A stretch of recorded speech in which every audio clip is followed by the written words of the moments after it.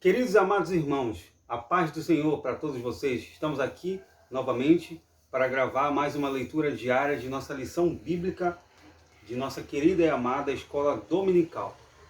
Estamos aqui para dar subsídios, como eu sempre falo no começo dos vídeos, subsídios para você que é professor, para você que é aluno, para você que é mestre, para você que ama a escola dominical. Estamos aqui para auxiliar, dar um auxílio, dar um norte, dar um direcionamento para o andamento da lição que sempre é estudada em maioria de nossas Assembleias de Deus no Brasil, no dia de domingo. Alguns lugares às vezes mudam para sexta ou determinada ocasião, mas geralmente as nossas escolas bíblicas são no domingo, por isso o nome é Escola Bíblica Dominical. Então, ontem nós lemos sobre a tentação se origina do diabo e seus ardis. Essa leitura ficou lá em Gênesis, capítulo de número 3, versículo de 1 a 5. Hoje, terça-feira, dia 28 de maio de 2024, a gente vai ler lá em Tiago, capítulo de número 1, versículo de número 14 ao versículo 15, onde o título da leitura vai falar sobre a tentação que se origina de dentro do ser humano. Repetindo, a tentação que se origina de dentro do ser humano. Só para fazer um parênteses aqui, e desde já o começo do vídeo, pedir para você que possa se inscrever em nosso canal também. Mais uma vez eu peço, inscreva-se no nosso canal, ative o sininho de notificações, curta, comente e compartilha este canal para ser bênção para a vida de você também e para a vida de todas as pessoas que vão acessar a este veículo, acessar a este meio de comunicação que é essa plataforma do YouTube. E também sempre eu coloco lá nas minhas redes sociais, Facebook, Instagram, na edição de vídeo que eu coloco bem embaixo nos comentários sem ser o principal, mas lá embaixo eu sempre coloco as minhas redes sociais. Se vocês quiserem acessar, fiquem à vontade também para estarem acessando as redes sociais aqui do irmão Renato Melo. Feito comercial, vamos para a lição. Diz assim, Tiago, capítulo de número 1, versículo 14 e 15, desse nosso subsídio que fala sobre resistindo à tentação no caminho. Resistindo à tentação no caminho, que é a lição desse domingo, dia 2 de junho. Nós iremos estar tratando da lição de número 9, que vai falar resistindo à tentação no caminho. Tiago, capítulo 1, versículo 14 e 15, diz assim: Mas cada um é tentado quando atraído e engodado pela sua própria concupiscência. Versículo 15. Depois, havendo a concupiscência concebido, dá à luz o pecado. E o pecado, sendo consumado, gera a morte. Veja bem, quando o Tiago, que é aqui o irmão do Senhor, que escreveu a carta que leva o seu próprio nome, ele escreve sobre a tentação, sobre isso que acerca de provas e tentações, quando ele começa no capítulo 1, a partir do versículo 2.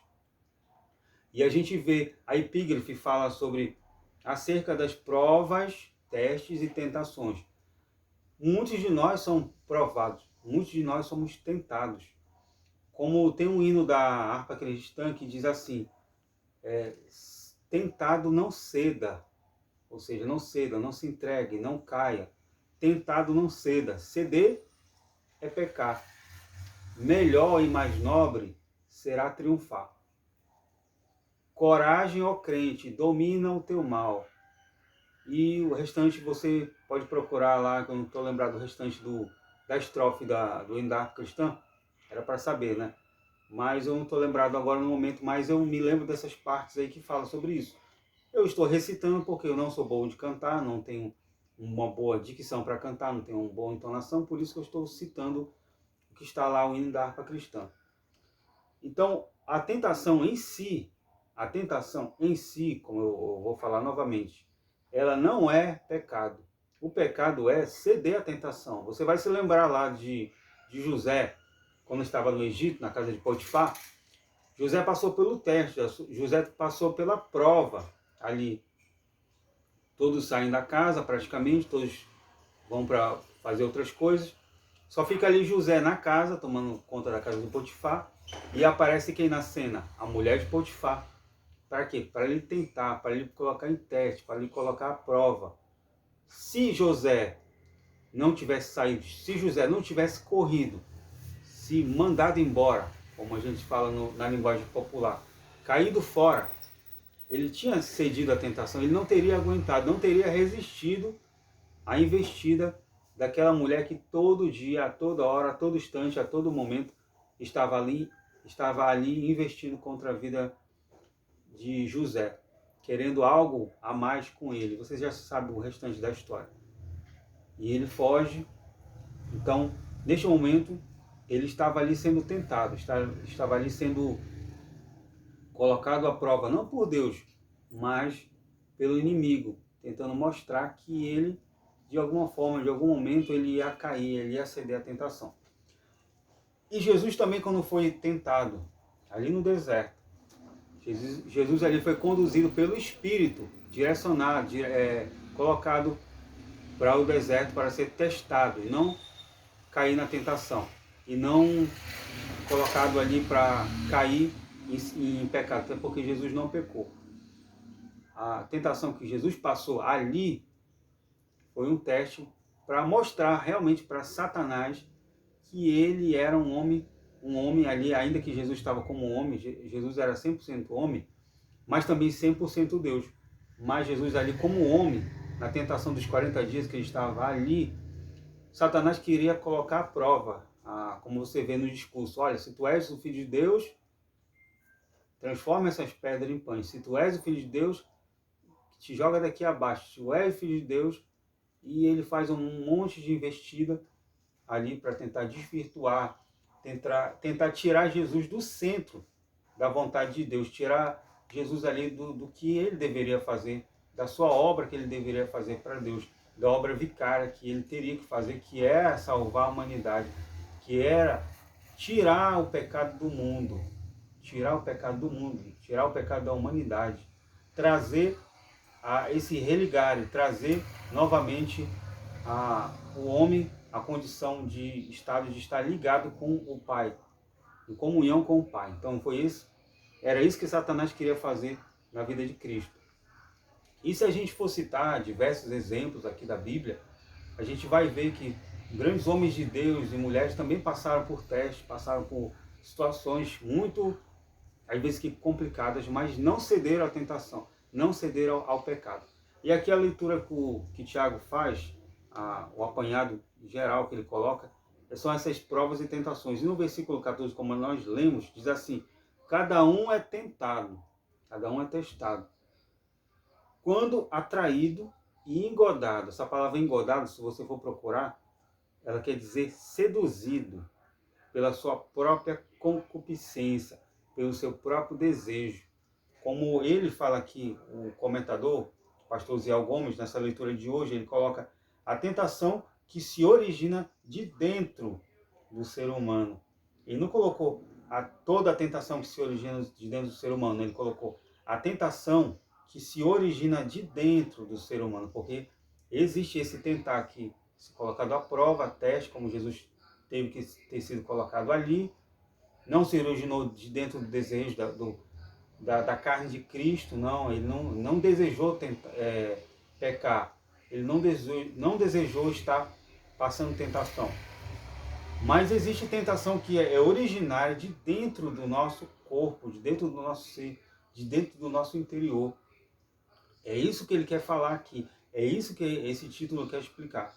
Então, quando a gente passa pela prova, pela tentação, e que essa prova, ela vai se originar, ela vai se desencadear de dentro do meu ser, de dentro do meu desejo. Essa palavra concupiscência quer dizer um desejo, às vezes até que se desfreado, desenfreado, sem pudor, um desejo forte, onde a pessoa não consegue controlar o seu próprio desejo, sua própria vontade de para determinado assunto, determinada coisa particular da sua vida. E no versículo 15 diz assim: depois, havendo a concupiscência, olha lá, tudo vai degrau por degrau, mas cada um é tentado quando atraído e engodado pela sua própria concupiscência. Depois, havendo a concupiscência concebido, gerado, esse desejo foi gerado, esse desejo foi colocado, foi germinado, foi concebido, foi engravidado, para ficar mais claro o nosso entendimento. Depois dele ter sido concebido, dá à luz o pecado, ou seja, nasce o pecado. O pecado vem afora. O pecado é como uma criança, como nós que nascemos. Ele nasce, o pecado. E aí, depois que o pecado nasce, o que é que vem depois disso? Gera a morte espiritual, que aconteceu com nossos primeiros pais também, Adão e Eva, lá no Éden. Depois que eles conceberam o pecado, depois que o pecado ele foi dado à luz ali, que foi a desobediência, veio a morte física e a morte espiritual, e depois gerou o quê?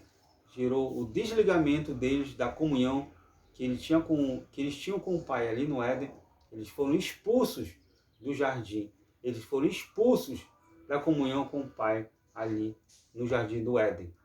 Então, quando acontece isso na nossa vida também, quando a gente começa a alimentar o pecado, começa a alimentar os desejos da carne, começa a alimentar a minha vontade, o meu desejo desenfreado, logo, logo, ele vai ser concebido. Logo, logo, ele vai ser gerado. Logo, logo, ele vai nascer. E logo vai gerar a morte, principalmente, amados, e principalmente, eu enfatizo até a minha fala aqui, e principalmente, vou repetir pela terceira vez, que é mais grave, é a morte espiritual. O que é a morte espiritual? É esse desligamento da comunhão com o Pai, da comunhão com a Trindade, Pai, Filho e Espírito Santo. Principalmente, meus amados, nessa atual situação que nós estamos agora, nessa condição que estamos agora da graça divina, na dispensação da graça, que é a graça, é o favor imerecido do Pai para nós. A gente não merece nada, não merecemos nada nessa vida, merecemos morrer. Só que Ele morreu por nós, se colocou naquela cruz. Então a graça é Jesus morrendo por nós na cruz do Calvário. A graça é Jesus entregando a sua vida por mim, voluntariamente. Então, a graça é o favor imerecido que nós necessitamos do Pai. Então, meus amados, o que acontece? Gera a morte espiritual, gera esse desligamento. E já imaginou nós ficarmos desligados, nós ficarmos afastados, sem a comunhão de quem? Do Espírito Santo, que é o Espírito Santo que está aqui para nos ajudar. É o Espírito Santo que está aqui para nos auxiliar. É Ele que está aqui para nos direcionar. É Ele que está aqui para nos dar um direcionamento, nos guiar para que rumo nós devemos ir, que atitude temos que tomar, que palavras temos que falar, que nós devemos, como nos comportar diante de uma sociedade, no mundo que vivemos, enfim, de modo geral. Então, é essa comunhão com o Espírito Santo que não pode faltar. É essa comunhão com o Espírito Santo que não pode ser abalada. Tem que ser preservada todo dia, a toda hora, a todo instante, a todo momento, não perder a conexão. A gente está aqui falando pelas redes sociais, por causa de uma conexão de internet, claro, e boa.